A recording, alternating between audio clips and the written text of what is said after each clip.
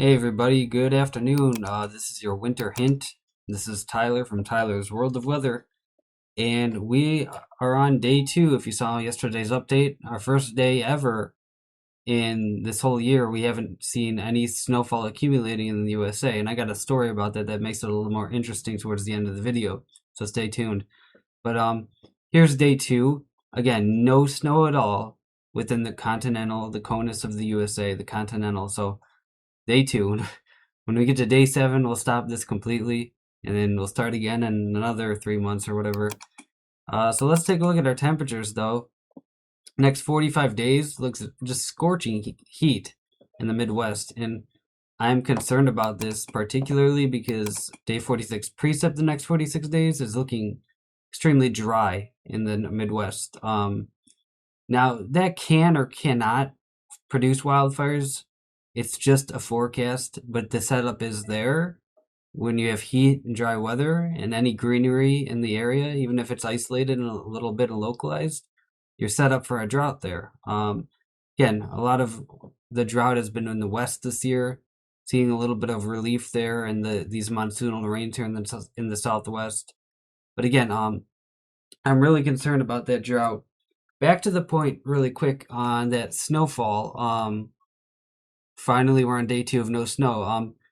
The event, if you've been tuning into my videos the past week or so, I kept begrudgingly saying, "Oh man, we have still more snow," and it didn't look like that much. But apparently, some of the mountains in the Rockies in the west got 65 inches of snow in the summer. Now it's mountains, but still, that's a lot of snow. Mountains are not. And I just thought that was pretty incredible. So I guess you can say winter did end with a bang there in the West. Um, so that's definitely ending with a bang there. I want to look at our current drought monitor to emphasize and further collaborate the point on how we're developing into a drought. See, we have the drought in the West right now, but again, it's almost telling you that it's about to shift eastward. Because again, with the dry air, the hot and dry conditions, I should say, not humid, in these areas in the Midwest where there's white, meaning no drought, it's almost like it's kind of pointing to where it wants to go next. So again, that's the drought part of this segment. In terms of the winter hint, I was watching a video, and in the 1930s was a lot of the hottest summers ever in the USA. No, I'm sorry, it was the 50s, I believe.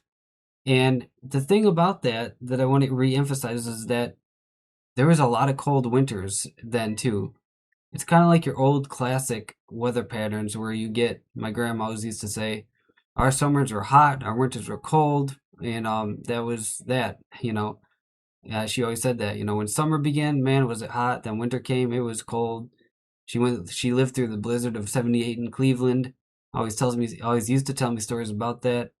But the point is, if we do get a hot summer, which I want to also point out that the Canadian did come out for the July run, and it's still consistent with a cold winter in the northern part of the USA. So again, more consistency with overall, more consistency than inconsistency, I would say, in terms of supporting a cold winter. So that is your winter hint.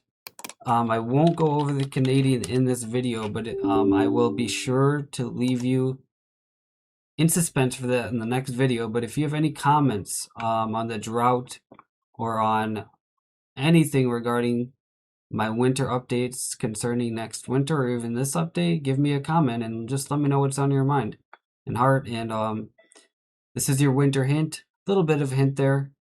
So again, this is Tyler's World of Weather. Thank you all for watching. If you like long-range weather content, be sure to like, comment, share, and subscribe for more long-range weather content. Thank you all, and have a great day.